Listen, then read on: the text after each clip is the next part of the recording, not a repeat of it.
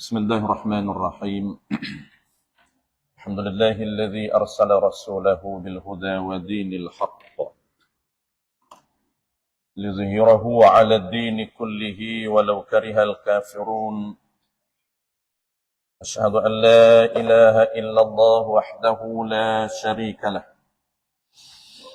وأشهد أن محمدا عبده ورسوله، صلوات الله وسلامه على هذا النبي الكريم وإمام المتقين وقائد الدعاة المجاهدين وعلى آله وأصحابه أجمعين. اللهم علمنا ما جهلنا وانفعنا بما علمتنا وجعلنا من المخلصين. صلى الله على سيدنا محمد وعلى آله وبارك وسلم والحمد لله رب العالمين. أما بعد.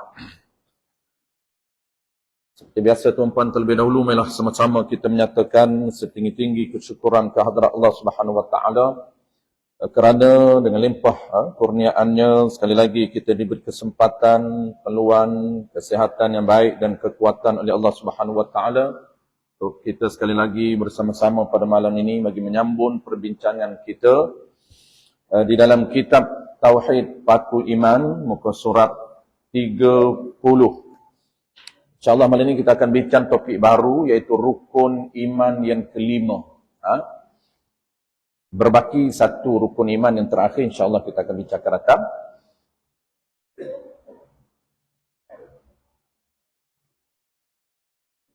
Qala al-musannif rahimahullahu ta'ala.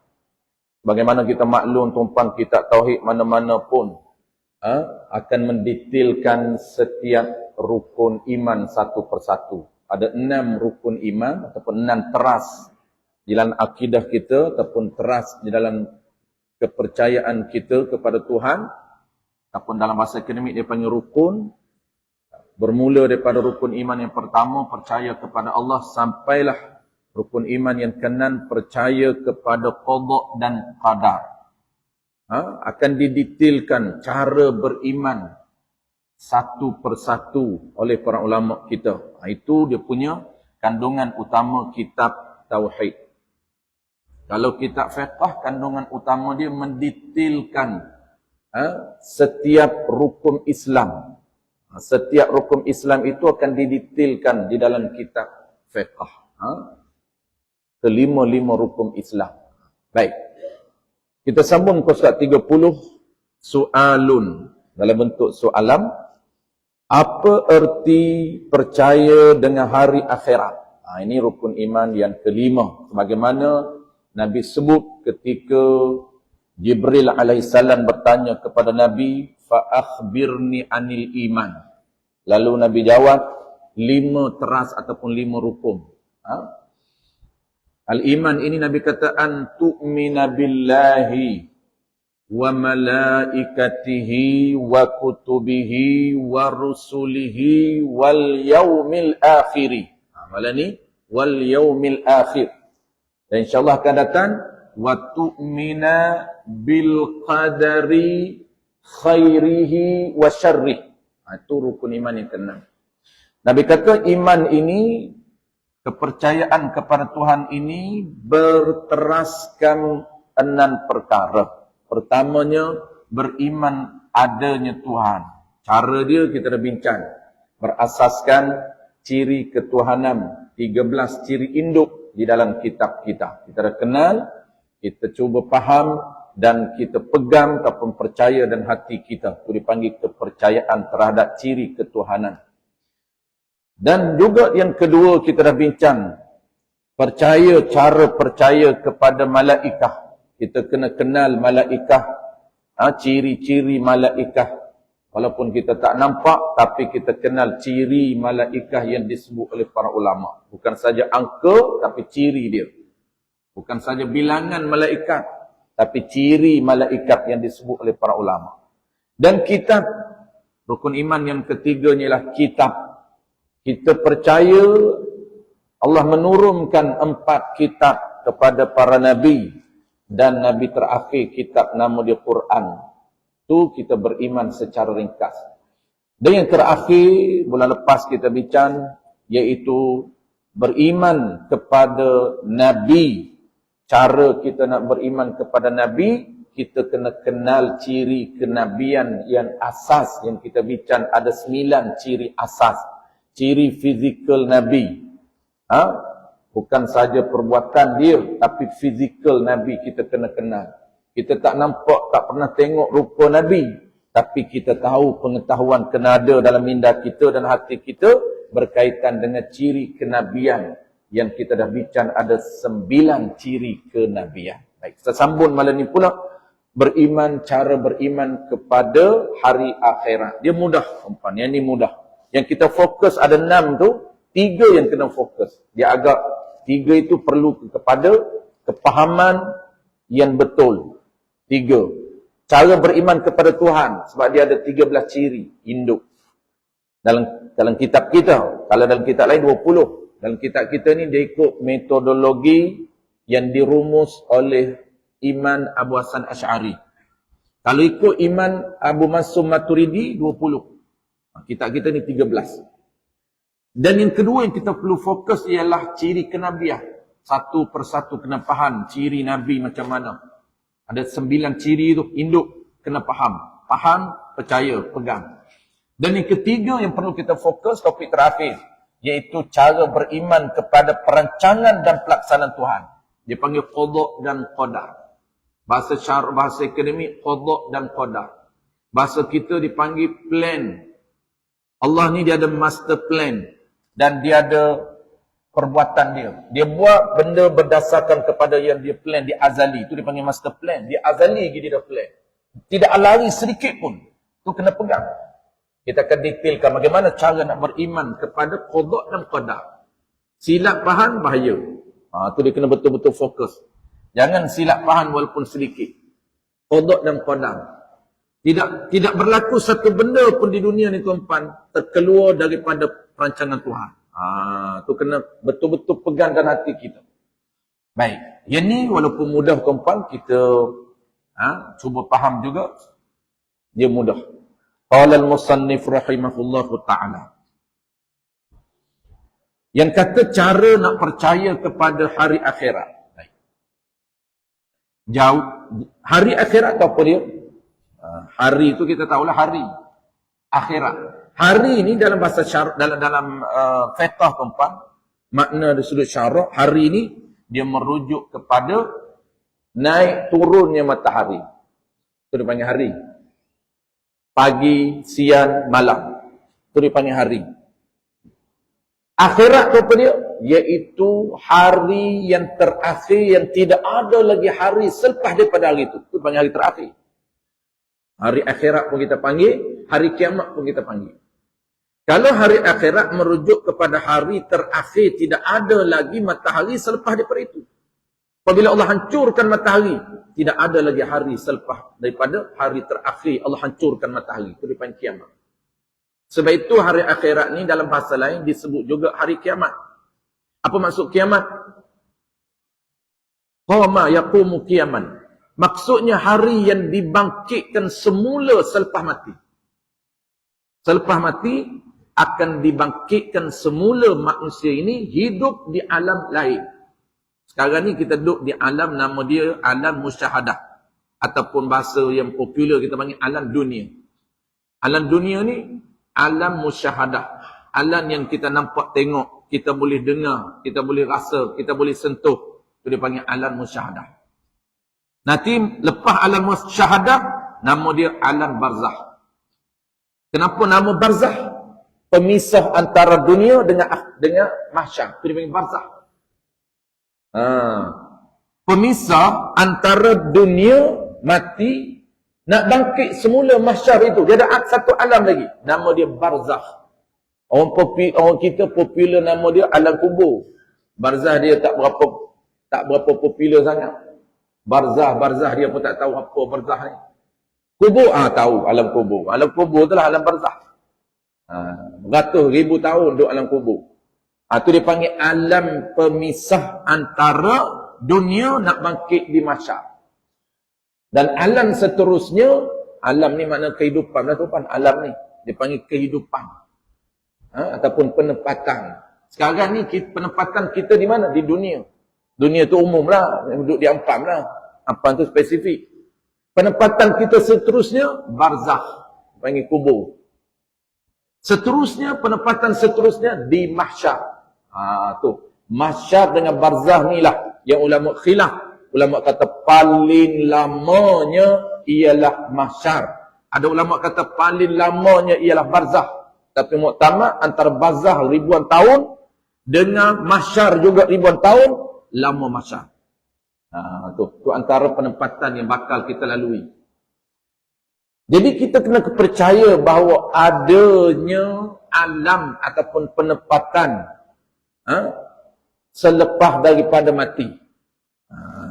Pembahasan dia hari kiamat ataupun hari akhirat.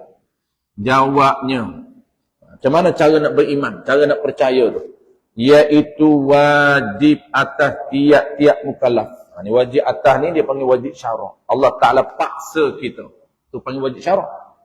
Wajib ni Allah gubal. Allah putuskan. Keputusan nisbah syara' dipanggil wajib syara'. Keputusan itu dalam bentuk yang wajib. Mesti buat. Tak boleh. Tak buat haram. Tu buat dapat pahala. Pahala besar, wajib. Apa dia? I'tiqad. Pegang dalam hati. Percaya dalam hati. Bukan sunat, wajib. Wajib kita percaya dalam hati kita. Pegang dalam hati kita. Apa dia? Tiap-tiap yang bernyawa. Ini makhluk yang bernyawa. Mesti kena mati. Mesti mati. Tu kita kena percaya. Kena pegang. Mesti mati. Mesti di sini dia panggil hukum akal yang aridi. Bukan hukum akal yang zati. Ini kita dah bincang. Sifir. Untuk kenal Tuhan, dia kena belajar. Dia panggil hukum akal. Sebab akal kita kena putuskan. Kena pandai buat keputusan berkaitan dengan ketuhanan. Berkaitan dengan ciri kenabian. Berkaitan dengan hari akhir. Macam mana akan nak buat keputusan? Orang tanya, mati, agak-agak mati tak kita? Mati? Mati tak? Mati ke tak? Mati. Itu dipanggil apa? Dipanggil keputusan yang dia buat mesti mati tu. Tak boleh tak mati. Maka mesti mati itu dipanggil hukum apa dia? Hukum akal yang aradi.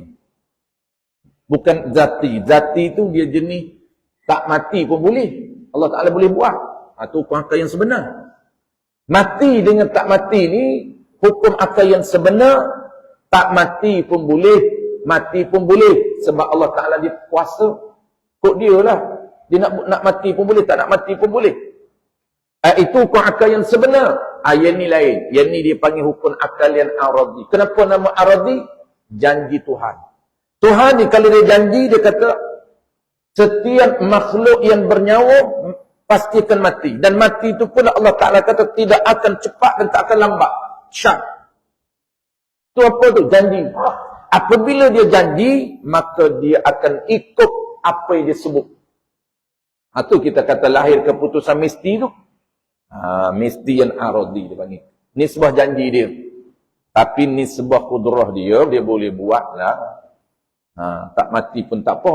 Tu. I'tiqad kita tiap-tiap yang bernyawa mesti pasti akan mati. Baik.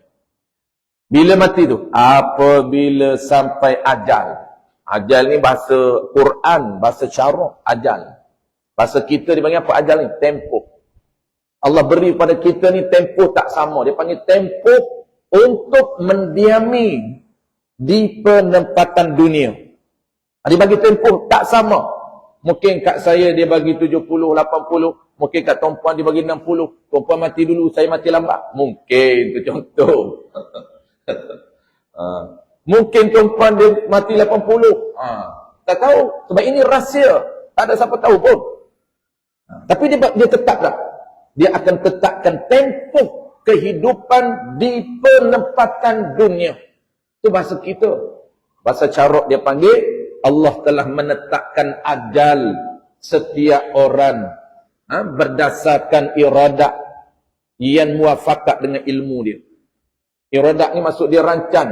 Dia nak tempat kita ni mengikut berapa-berapa kadar tempoh masa dia. Itu dia panggil ajal. Apabila sampai ajal, ini sampai tempoh masa yang telah ditetapkan oleh Allah Ta'ala di dunia, tiada terdahulu, ini tiada cepat. Dan tiada terkemudian, tiada lambat. Tak cepat, tak lambat. Tak boleh delay sedikit pun. Kalau dia tetap dah kita mati pukul 3, tak akan jadi 3, 2 minit. Tak akan lambat 2.50. Tak. Tepat. Itu dia panggil tidak lambat dan tidak cepat. Dan jika lebih dibunuh. Baik. Ada pun ada orang tanya, bukan boleh lambat kalau kita berdoa. Kalau kita infak banyak-banyak. Itu antara fadilat panjang umur tu. Kalau kita ziarah menghubungkan silaturahim, kelebihan dia panjang umur. Infak banyak, panjang umur. Doa, panjang umur. Bukanlah panjang umur. Itu perbincangan lain. Kita akan bincang di qada dan qadar. Macam mana kata panjang umur? Dia ada makna dia. Tapi perancangan Tuhan dia tak lagi. Kalau di Lauh Mahfuz, kalau di azali yang kita sebut master plan tadi, kalau dia tetap 60. Apa kata boleh panjang macam mana? Ni kita akan bincang. Panjang dan pendek itu di Lauh Mahfuz. Di Lauh Mahfuz dia tulis kita 50. Maka kita berdoa, ya Allah panjangkanlah, ya Allah panjangkanlah, ya Allah. Di azali tercatat 52. Maka kita mati 52. Itu panjang umur tu. Dia kata panjang umur tu ni sebuah Lauh Mahfuz je. Malaikat ni dia tak tahu. Di azali malaikat tak tahu usia kita. Malaikat tahu ini apa sahaja maklumat yang Allah perintah supaya malaikat tulis di Lauh Mahfuz. Ada catatan di Lauh Mahfuz. Catatan itu yang kita akan belajar akan datang. Dipanggil qada dan qadar. Ada mu'allaq, ada mubram. Ada yang digantungkan dengan doa. Ada mubram kekal. Tetap. Tak akan diubah. Ada yang diubah dengan doa. Diubah itu hanya nisbah catatan Lauh Mahfuz. Hakikat Allah tak ubah. Dia tak macam kita. Kita masa plan ada, sekejap ubah, sekejap. Adjust. Tu dia panggil try and adjust kita. Kan try and error. Try and adjust. Ubah. Plan memang ada. Tapi boleh ubah. Tu kita. Allah Ta'ala tak. Dia tak ubah. Habis. Dan jikalau, ini penegasan. Dan jikalau dibunuh atau ia bunuh dirinya sekalipun, tetap tak akan lewat, tak akan cepat. Walaupun bunuh diri sendiri, orang bunuh dia tetap tepat pada masa yang Allah rancang. Dan habis seterusnya. Lepas mati, seterusnya. Apa yang kita kena i'tiqad? Ini cara beriman hari akhir. Dia panggil hari kiamat.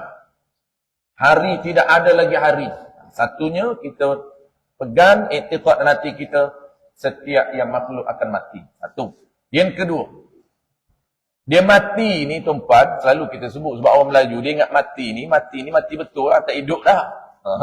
Tu dia kata mati sekali tu. Dia ingat mati sekali ni tak hidup. Dia mati ni bukan maksudnya tak hidup nyawa, roh tu bukan. Mati ni merujuk kepada perpisahan roh dengan jasad. Tu dia panggil mati. Kalau roh tu dia keluar, tinggal jasad. Jasad tak ada apa dah. Lepas tu jasad dia tak hidup. Roh tu dia hidup. Roh dia hidup, dia bawa diri dia. Dia tinggalkan jasad. Sebab jasad dia tumpang. Dunia, penempatan dunia, roh dia hidup dengan menumpan jasad. Apabila dia keluar daripada jasad, dia tetap hidup. Bukan dia mati masuk roh tu mati. Tak, roh tu hidup. Belum dia tumpan jasad, dia hidup juga. Alam arwah, dia hidup. Belum dia ada jasad, belum kita ada jasad, roh Allah cipta kita dulu. Kita ada roh dulu. Tu alam arwah tu. Apabila Allah Ta'ala buat patternkan jasad, maka ambil roh yang Allah dah cipta roh kita tu, dia masuk dalam jasad. Hidup dengan jasad. Tadi hidup di alam arwah. Maka apabila dia keluar daripada jasad, hidup. Dia terus kehidupan dia. Di alam kubur. Duk penempatan baru, nama alam kubur. Dia hidup macam mana? Hidup dengan diri dia lah. Dia ada diri, roh ni. Tu dia tumpan jasad, lepas tu tak nampak. Operik mana nampak roh tumpan. Allah Ta'ala buat roh ni, dia tumpan kita pun tak nampak ni. Dia duduk dalam kita ni, tak nampak. Dia keluar, dia ada, benda ada. Maka orang panggil matilah. Mati ni sebuah bahasa dunia. Hiduplah dia. Dia tak mati, roh tu. Dia hidup, duduk di penempatan lain. Nama penempatan itu barzah ataupun kubur. Lepas kubur, Allah bangkit pula di mahsyar. Bertukar tu, tukar penempatan. Mahsyar. Hidup. Dia hidup juga di mahsyar pun. Cuma ada perbahasan para ulama. Macam mana pula hidup di mahsyar? Ulama kata qaul mu'tamad, hidup di mahsyar dia tu Allah Ta'ala cipta balik jasad untuk membalas keadilan. Kerana jasad inilah di dunia dulu dia buat ibadat dan dia buat maksiat. Maka Allah balas jasad inilah dengan ruh. Ini keadilan Allah Ta'ala. Allah tak buat jasad, boleh ruh saja bangkit daripada mahsyar. Tapi Allah nak tunjuk keadilan dia, ketelusan. Keadilan mana? Ketelusan Tuhan. Oleh kerana yang kita duk buat hari ni penat ni jasad, roh duk dalam. Jasad ni, penat ni. Duk buat ibadat penat, duduk sampai 40 minit, 50 minit, lenguh habis kaki tangan ni. Penat, ya. Maka Allah balas kepenatan buat ibadat ataupun maksiat yang kita lakukan di dunia dulu, maka Allah bangkitkan jasad ni balik. Allah masuk balik roh dalam jasad. Tu. Jangan ingat mati tu, dan sebuah mati tu tak ada kira bercara dah tutup buku. Tak ada. Buka buku balik prestasi amali kita. Kita ada buku prestasi amal. Di mana? Di mahsyar nak kena tunjuk balik, dibentangkan buku prestasi amalan kita di dunia. Dia tak tutup buku. Sampai kiamat. Roh ni Allah kekal. Kita dah bincang dulu. Makhluk yang Allah kekalkan ada 10 jenis makhluk. Allah kekal, tak binasa. Boleh dia nak binasa, tapi janji dia nak kekal. Antaranya roh. Sampai bila-bila, dia tak akan hancurkan roh. Dia akan letak sama ada neraka ataupun syurga. Dua tu je, penempatan akhir kita. Tu dia panggil, dalam Quran tuan-tuan, dia panggil darul akhirah. Dar tu kampun, akhirat tu akhir. Kampun akhir kita. Mana? Syurga. Destinasi terakhir kita, syurga atau neraka. Dua tempat je. Tak ada tempat yang ketiga. Oh, tak ada duduk tengah-tengah. Syurga pun tak nak, neraka pun tak nak. Saya nak duduk tengah-tengah. Tak ada. Dia kena dua je. Kalau tidak syurga, neraka. Dia tak ada tengah-tengah. Cuma Sayyidina Umar ni dia sebut, orang baca hadis. Sayyidina Umar kata, saya ni kalau tak boleh duduk dalam syurga pun tak apalah ya Allah. Aku nak duduk depan syurga pun tak apa. Bukan Sayyidina Umar minta nak duduk tengah-tengah, bukan. Ada orang kata, saya pun nak duduk tengah juga. Kalau tak boleh duduk syurga, jangan duduk neraka dah. Minta Allah letak tengah-tengah. Tak ada tengah-tengah. Sayyidina Umar ni kiasan dia. Dia kata, ya Allah, kalaulah aku ni kamu tak benarkan duduk dalam syurga, teruknya neraka, aku tak nak. Duduk depan pun tak apa. Depan syurga. Macam kita duduk depan shopping yang berpanah terik, punya panah badan, melekit-lekit habis badan ni. Duduk depan shopping, dia buka aja dia punya apa nama ni, cermin dia kat nampak pintu dia kan. Aura tu, aura ikom tu, kita rasa Allah nyaman. Tak masuk dalam lagi. Boleh duduk depan, tak apa. Nak duduk dalam shopping yang halau kita. Duduk depan. Begitulah Sayyidina Umar kata. Dia bukan maknanya ada penempatan yang ketiga, tak ada. Habis yang kedua, kita nak beriman apa yang kedua? Dan masuk ke dalam kubur. Kena beriman ada alam kubur. Ada alam barzah. Barzah tu kubur lah. Masuk ke dalam kubur ini, ada dua kubur ni. Tetap, alam kubur tetap ada. Walaupun dia tak ada kubur. Tak ada kubur dia. Tetap ada alam barzah. Ini dia kata, masuk dalam kubur pada hissi. Pertama, kubur pada hissi. Apa maksud hissi? Kubur yang sebenar. Ada gali 7 kaki, kambuh dia. Atau bahasa kita kambuh lah. Bahasa kampung kambuh. Bahasa standard dia panggil tanam. Bahasa standard tanam. Tu standard tu tanam. Kampung ni dia tak reti standard. Dia kata kambuh dah lagi mayak. Kasar bunyi. Tanam, lembutkan sikit. Jangan bahasa tu bahasa binatang. Kambuh ni binatang. Oleh kerana manusia mulia, tukarlah bahasa tu, jangan kambuh. Tanam. Itu dia panggil kubur hissi. Kubur yang sebenar. Ataupun kubur pada maknawi. Maknawi ni pada makna. Dia tak ada kubur. Kenapa tak ada kubur? Kerana mati dalam perut buaya. Dengar dia buaya. Mati dalam perut binatang. Ada kubur dia. Bukan dalam perut binatang tu kubur. Ada. Tetap ada di alam arwah dia, alam kubur. Walaupun kubur itu ataupun pada maknawi, yakni kubur pada makna, bukan kubur pada zahir. Seperti orang mati dimakan buaya. Orang mati. Orang dulu, tuan-tuan ingat tak dulu, orang pergi Mekah dulu 4 bulan kan, naik kapal. Kapal layar dia pergi. Kapal belayar lah. Orang tu orang kata kapal layar.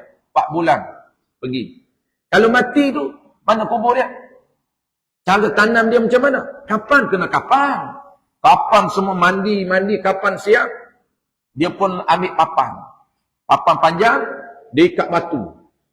Di kepala tu, letak kepala dulu. Nak tolak masuk ni. Kubur dia dalam laut. Ni kubur maknawi ni. Kubur pada makna. Tak ada kubur pun. Jadi, letak batu, ketul batu besar, supaya dia tenggelam dalam, di dasar laut. Supaya mayat ni tak terapun dalam laut.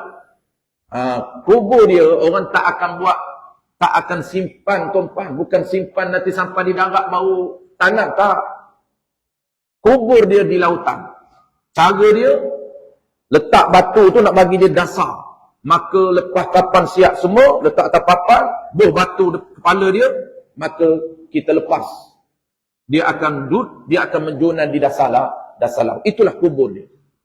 Itu dia panggil kubur pada maknawi. Apabila masuk dasar laut, tak dan sehari habislah. Naik kain kapan dia. Nyebahan di binatang. Jadi makanan binatang. Bukan ikan paus je, ikan kecil-kecil pun makan juga. Tu dulu. Ada dalam kitab haji, tuan-tuan. Dalam kitab haji, kitab lama dia cerita macam mana orang pergi haji dan mati di atas kapal. Macam mana pengurusan jenazah atas kapal.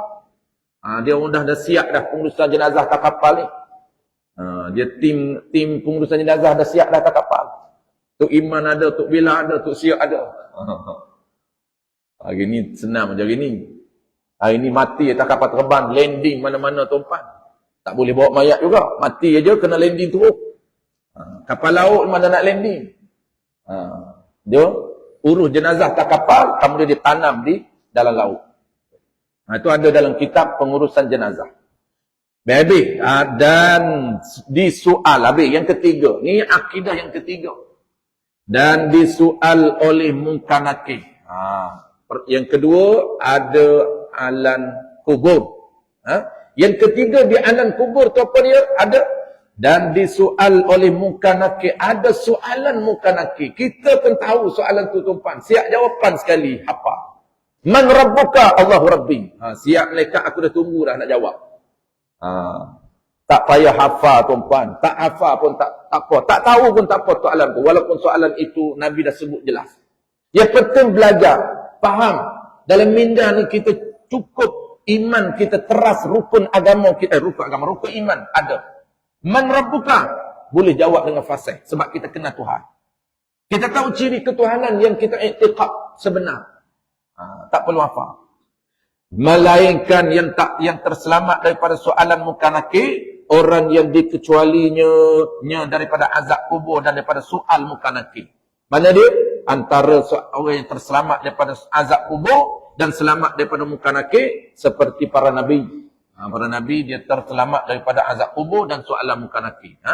Dan juga siddiqin, para sahabat dan para orang yang berada pada martabat siddiqin. Para syuhada, mati syahid, terselamat daripada azab kubur dan Munkar Nakir, dan juga anak-anak kecil dan juga orang gila. Kita tak terselamat.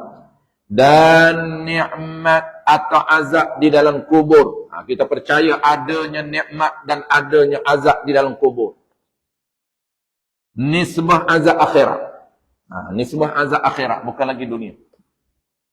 maka tiada jadi azab mayat. Baik, yang kita tak detail tuan panggil itu ada dalam topik-topik lain. Azab dalam kubur macam mana? Ada dalam topik lain. Itu mudah je. Biasa kita dengar hadis-hadis yang menceritakan azab kubur macam mana. Saya tak nak detail yang tu. Yang mudah kita tak nak detail. Sebab kita biasa dengar hadis-hadis berkaitan dengan azab kubur. Maka tiada jadi azab mayat dengan bangsa jenis. Bangsa ni dengan maksud jenis ataupun nisbah dunia. Seperti kita cincang mayat tu. Dia nisbah dunia tuan, dia tak sakit apa dah nisbah dunia. Sebab roh dah keluar dah. Tapi haram juga seksa dia. Haram nisbah kita. Dia nak cerita ni azab dunia ni dah tak ada dah. Dah bertukar alam dah. Azab akhirat ni. Dia cerita ni azab akhirat. Sebab tu cara beriman kepada alam arwah, alam akhirat. Alam akhirat ni alam barzah, alam mahsyar, alam dunia, alam syurga dan neraka. Tu dipanggil alam akhirat. Nak beriman kepada alam akhirat, nak percaya. Alam akhirat ni dia ada azab dia, sakit dia, tapi bukan sakit jasad tu, bukan. Jasad tak ada apa dah, cincang dia, sakit dia, kita mandi, kita buat kasar dia ni, kita siap kapal dia sekali mandi, geram ni. Tok Bilal ni dulu, kemai ni, dengan aku ni. Mati Tok Bilal, Tok siap tu kena mandi. Bukan main dia tonyok muka Tok Bilal. Tak sakit, tapi azab dah. Azab bukan azab dengan sebab kita tonyok dia, bukan. Tu dia nak cerita. Azab akhirat lah. Cuma haram lah. Haram ni sebab orang hidup memandikan dengan cara kasar. Itu haram tahu hidup. Sebab sunat mandikan dengan cara penuh berhemah, penuh lemah lembut. Gosok dia pun dengan lemah lembut. Itu sunat atau orang hidup. Bukan kerana dia sakit, bukan. Tu. Dia kata apa? Maka tiada jadi azab, tiada seksa mayat dengan jenis atau nisbah dunia. Seperti kita cincang atau bakar api sekalipun. Mayat itu tiada jadi sakitnya, sakit mayat. Sebab dah dunia dah habis. Cuma dia cerita azab ni, ruh dia. Tetapi sungguh pun tak sakit. Haram kita buat perkara yang menyebabkan kesakitan. Itu haram. Itu haram. Jika ia sakit itu masa hidup. Masa hidup kalau kita buat sakit, haram kita buat kata mayat. Sama hukum dia. Tak boleh nak lukakan dia. Mayat ni tak boleh nak lukakan. Maka haram kita potong atau melukakan dia akan mayat. Tak boleh. Operate mayat tak boleh. Haram. Melainkan ulama kontemporari je mengatakan boleh. Ulama turas tak boleh. Baik, kita terus. Lagi, atau dibelah akan dia akan mayat, operate. Atau dikhitan akan dia akan mayat. Kerana buat seperti yang tersebut itu mencabulkan kehormatan mayat. Ini ada dalam kitab Tajhizul Mayyit. Hukum ini disebut dalam kitab Tajhizul Mayyit. Habis. Kerana apa? Kerana syarak suruh hormat, ini menghormati dan memulia akan dia akan mayat. Adapun hadis mayat suruh orang buat cuma. Ini hadis yang orang panggil apa yang perlu kita tahu bahawa hadis ini rekaan. Ada yang kita duk berpegang kepada hadis yang bukan sahih. Yang bukan lemah pun. Tapi hadis itu adalah hadis palsu. Mana dia? Ini. Adapun hadis mayit suruh orang buat cermak-cermak waktu mandinya. Kerana ia sakit. Ada mengatakan bahawa mayat itu badan dia sakit. Mayat itu tidak lagi rasa sakit badan dia. Yang sakitnya adalah ruh. Ruh dia sakit. Ini satu. Yang kata mayat ataupun hadis berkaitan dengan badan mayat rasa sakit. Ini bukan hadis sahih, bukan hadis dhaif, tapi hadis maudhu', hadis rekaan. Ini kita jangan percaya. Yang kita percayanya adalah azab ruh tu. Sakit ruh. Badan tak rasa apa dah. Yang pasal apa dia cermat mandi? Bukan kerana sakit mayat. Kerana perintah Tuhan. Haram kita kasarkan dia waktu mandi tu. Bukan kerana dia masih sakit ni. Ruh baru keluar. Doktor rasa sakit lagi. Ruh yang sakit bukan badan itu. Tu hadis ni adalah hadis rekaan. Lagi, rekaan yang kedua pula.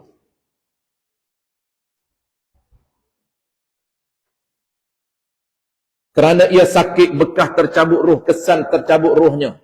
Dan hadis mayit. Ini hadis yang kedua, hadis rekaan yang kedua. Ramai juga orang pegang hadis ni tuan-tuan. Hadis rekaan, hadis palsu yang kedua. Mana dia? Dan hadis mayat suruh orang usum mayat berhenti sekejap. Dia ada langkah, dia ada gear dia. Gear tu tuan-tuan, yang jenis masuk gear tu, ada gear 3, setengah tempat gear 3. Usul mayat nak keluar rumah, berhenti sekejap. Al-Fatihah. Tak salah baca Fatihah tu. Tapi berhenti tu salah, jangan berhenti. Tak sunat pun berhenti. Maka ulama kata berhenti tu makruh. Kerana sunat cepat, jalan cepat, jangan berhenti. Jalan pula berhenti kali kedua, gear 2. Al-Fatihah. Yang 2 kali Fatihah dah. Fatihah tak salah, bacalah berpuluh pun. Bukan salah Fatihah, berhenti tu. Sampai dia di pintu, sebelum keluar, berhenti sekali. Dia 3 kali berhenti. Al-Fatihah. 3 kali berhenti. Dia 3. Kenapa dia kata kena berhenti tu? Jangan bawa segera, kerana ia mayat hendak lihat rumah tangganya.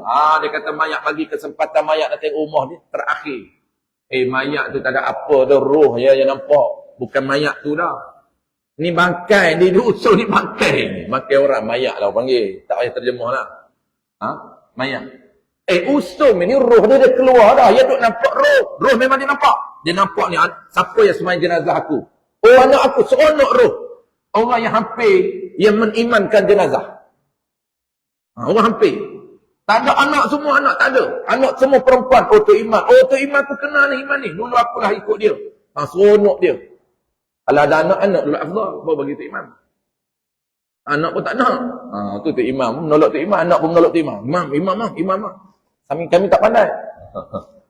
Baik, dia nampak siapa yang imankan dia, siapa yang mandikan dia, semua dia nampak. Bukan dia tu, roh nampak. Ni hadis palsu ni, rumpun dia kata mayat ini nampak, dia nak tengok rumah dia, dia panggil nak tengok kali terakhir. Kerana ia mayat hendak melihat rumah tanggalnya dan nak melihat keluarganya dahulu. Nak tengok mana anak-anak dia, jangan usul cepat lagi. Itu merapu semua tu. Maka iaitu hadis tersebut ni hadis palsu, karut sahaja, bukan hadis dhaif. Hadis dhaif tak apa. Hadis sahih lagi tak apalah. Dhaif pun tak apa. Ni bukan dhaif ni. Ini rekaan. Tiada sah hadis itu. Itu bukan hadis sahih, bukan hadis dhaif. Dan yang sebenarnya Nabi suruh segera, Nabi suruh usung cepat, segera usung itu. Jangan berhenti, makruh berhenti. Seperti hadis riwayat Bukhari dan Muslim, asri'u bil janazati. Kamu uruskan jenazah ini dengan asri'u, dengan cepat, segera, jangan tangguh. Sunnah diuruskan jenazah dengan segera. Usung pun jangan duk berhenti. Duk buat gia, buat apa? Teruskan. Tu duk buat gia itu adalah makruh. Pegang tu bahayanya. Pegang kata ada hadis, tu bahaya. Ada lagi tengah tempat perempuan ada, di bandar tak ada. Ni di bandar usung berapa dia masuk van. Tak ada usung. Daripada ni, tukang guru jenazah, usung masuk van. Tak ada nak main gear lah, van. Terus je pergi sampai di kubur. Ni cerita orang kampung. Orang kampung dia urus atas rumah. Sekarang ni baru di masjid tuan-tuan. Dulu mati semua urus di rumah. Kafan semayang di rumah. Usum nak ke kubur atau ada gear tu.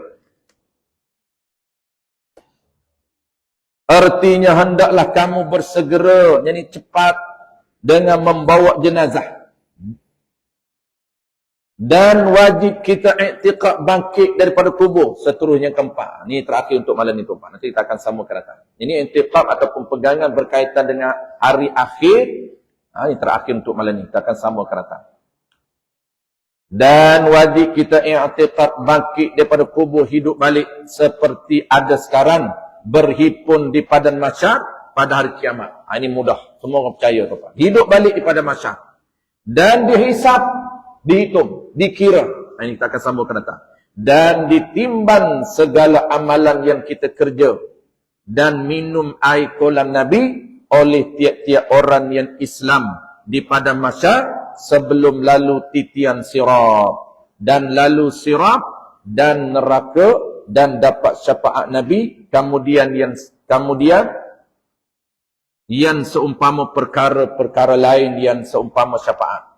Yang ni tuan-tuan kita akan sambung akan datang. Sambung akan datang yang mana?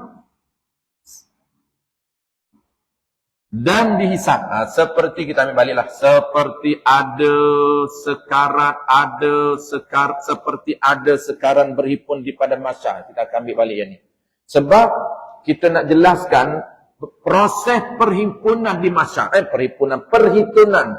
Perhitungan pahala. Dia kata timbang, pahala timbang. Ini daripada hadis Nabi ni. Macam mana dia nak timbang pahala sembahyang, pahala puasa, pahala haji? Ini ulama jelaskan. InsyaAllah kita akan jelaskan bulan depan tu. Yang ni mudah tu, kita cerita mudah je. Cuma sebagai pengetahuan. Kita percaya dah ada perhitungan tu, kita percaya. Cukup dah iman kita percaya. Cara nak kira macam mana? Yang tu tak apa. Itu just tambah saja. Jadi kita nak sebut tambahan bagaimana cara Allah kira pahala. Allah timbang pahala itu. Jadi berat pahala macam mana Allah timbang. InsyaAllah akan datang. Kita sebut sebagaimana yang ulama sebut. Cara Allah timbang pahala kita. Itu dia panggil cara Allah hitung tu. Cara Allah kira tu. Wallahu a'lam. Bismillahirrahmanirrahim. Alhamdulillahirrabbilalamin. Wassalatu wassalamu ala ashrafil anbiya wal mursalin. Wa ala alihi wa ashabihi ajma'in. Allahumma faqihna fid din wa 'allimna at-ta'wil. Wa ja'alna minal ulama'il 'amilin. Wa ja'alna minal mukhlisin. Wa sallallahu ala sayyidina Muhammad wa ala alihi wa baraka wa sallam. Walhamdulillahi rabbil alamin.